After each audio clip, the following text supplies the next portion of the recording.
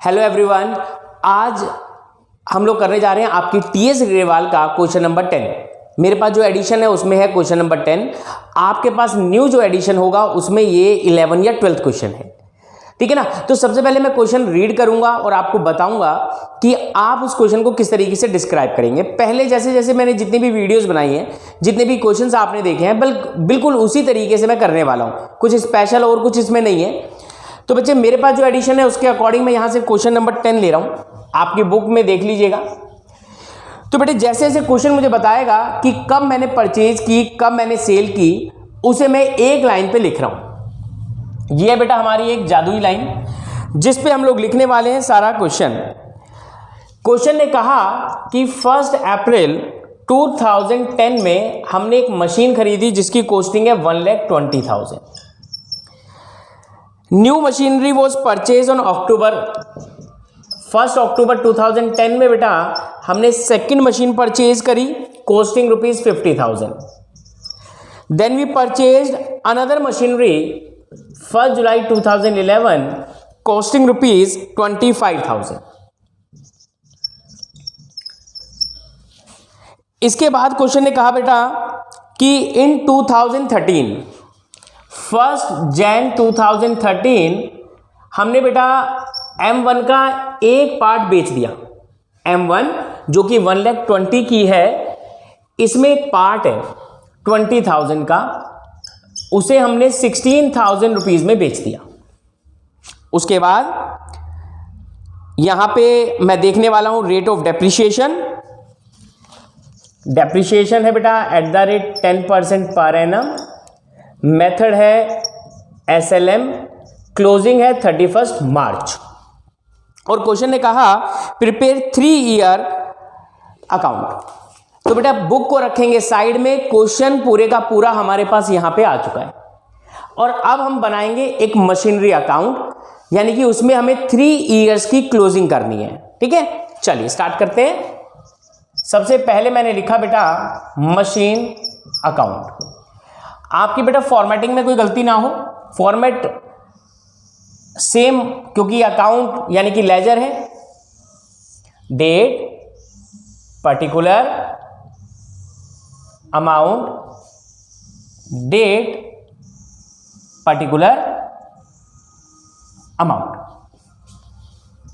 यहां पे date, particular amount, date, particular amount. सबसे पहले बेटा 1 अप्रैल 2010 टू बैंक अकाउंट 1,20,000। और बच्चे फर्स्ट ईयर की जो क्लोजिंग है, मेरी जो पहले साल की क्लोजिंग है, फर्स्ट ईयर की क्लोजिंग है, वो है 31 मार्च 2011। और उससे पहले बच्चे हमने एक मशीन और खरीदी 1 October 2010 to bank account.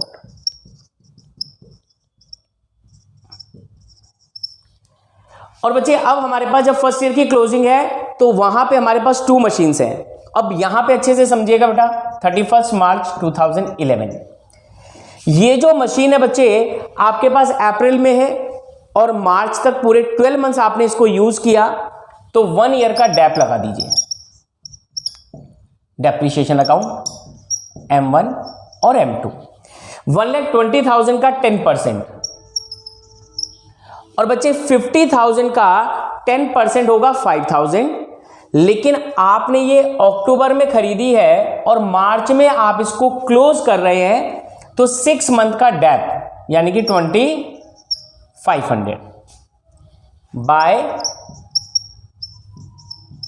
Balance CD M1 M2। यानी कि ईयर जब फर्स्ट ईयर का एंड हुआ तो अब मुझे यह भी बताना है कि आफ्टर डेप्रिसिएशन अब मेरी जो असेट्स हैं, यानी कि जो मेरी दोनों मशीन है, इनकी कितनी कितनी वैल्यूज बची हुई हैं। तो मेरे पास बेटा 1,20,000 की जो वैल्यू थी उसमें से 12,000 माइनस हो गया, डेप्रिसिएशन हो गया 1,08,000। यहां पे बेटा 50,000 जिसमें से 2,500 रुपीज का डेप लगा, 4,7500 क्लोज 1,70,000 1,70,000।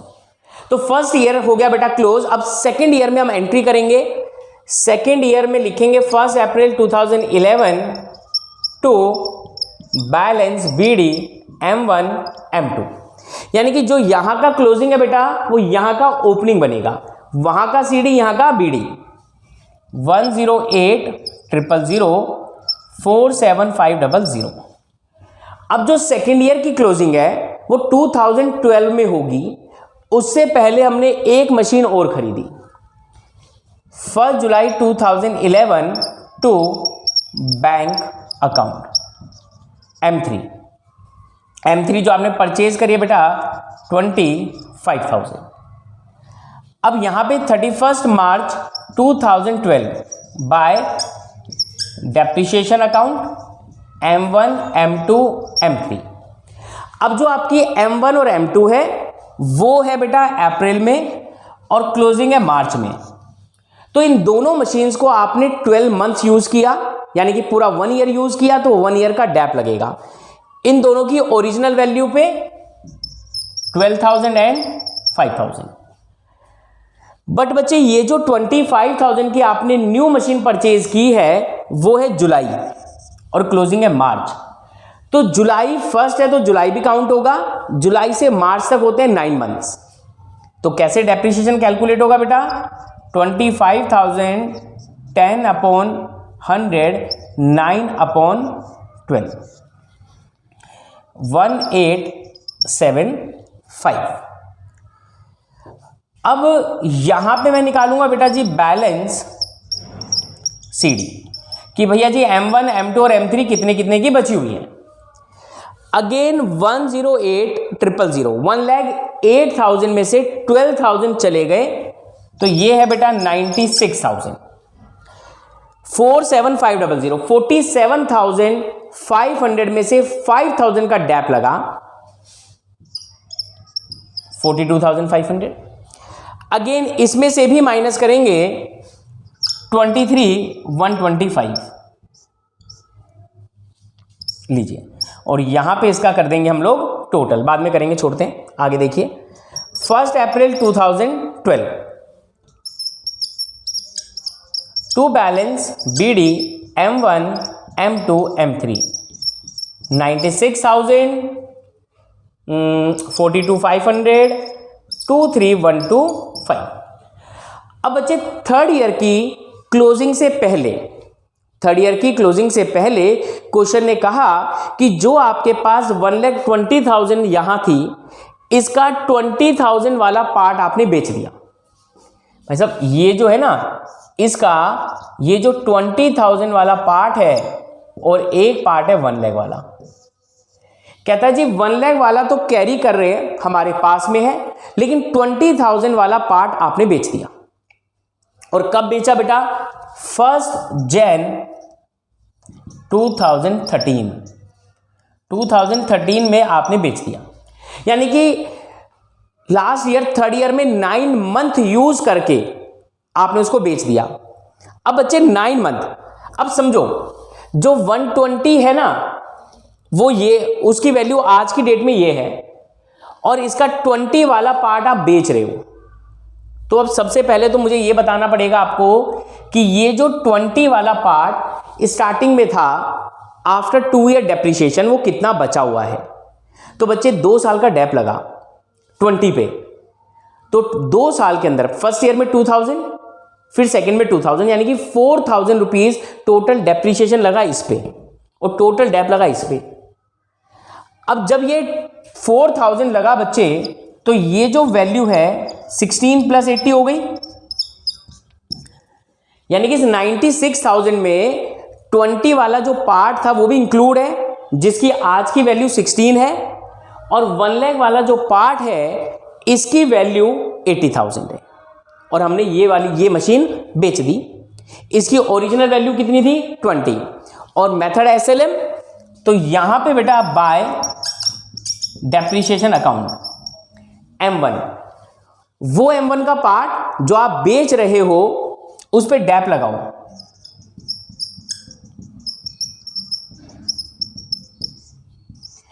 $1,500 का डैप लग गया। अब आपने कहा सर 16,000 की वैल्यू थी, हाँ जी बिल्कुल थी, 1500 का डैप लग गया, यानी कि जब मैं इस मशीन को बेचने जा रहा हूं 3rd ईयर में 9 मंथ यूज करने के बाद, तो मेरी जो बुक वैल्यू है वो है 14,500 और बेटा जी मैंने इसको बेचा है ओनली 6,000 में। तो यहां पे मुझे लॉस हो गया कितने का, 8,500 का। ये लो, ये हो गया प्रोसेस खत्म बेचने वाले का। और अब हम प्रोसेस करेंगे बाकी जो हमारे पास बची हुई है, जो मशीन आपने बेच दी पहले उसका प्रोसेस। अब 31 मार्च 2013 बाय डेप्रिसिएशन अकाउंट। अब बेटा यहां पे 80 वाली मेरे पास बची है, इस 80 वाली की ओरिजिनल वैल्यू कितनी है, 1 लाख। 1 लाख का 10% 10,000 M2, लेकिन इसकी ओरिजिनल वैल्यू कितनी थी 50, इसकी ओरिजिनल वैल्यू ये रही बाय बैलेंस CD।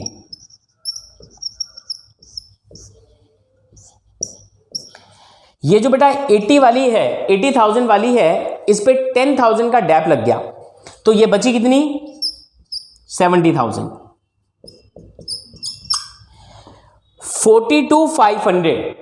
42,500 पे 5,000 माइनस करो 37,500। और बच्चे इसमें भी 2,500 माइनस करो 20625। ये लो जी, खत्म। तो ये था बेटा एक कंप्लीट क्वेश्चन जो कि आपके एग्जाम में 6 to 8 मार्कर पूछा जा सकता है। तो अगर आप इस क्वेश्चन को कंप्लीट समझने की कोशिश करेंगे एक ही बार में तो कंफ्यूजन होगा, ईयर टू ईयर क्लोज करते जाए, ठीक है। तो बेटा नेक्स्ट पार्ट में भी आप देखेंगे इसी तरीके का एक अच्छा सा क्वेश्चन। और अगर क्वेश्चन समझ में आता है तो कमेंट में कहें कि यस, और अगर कुछ डाउट्स रह जाते हैं कि और क्लियरिटी के साथ आपको चाहिए तो कमेंट में जरूर बताना।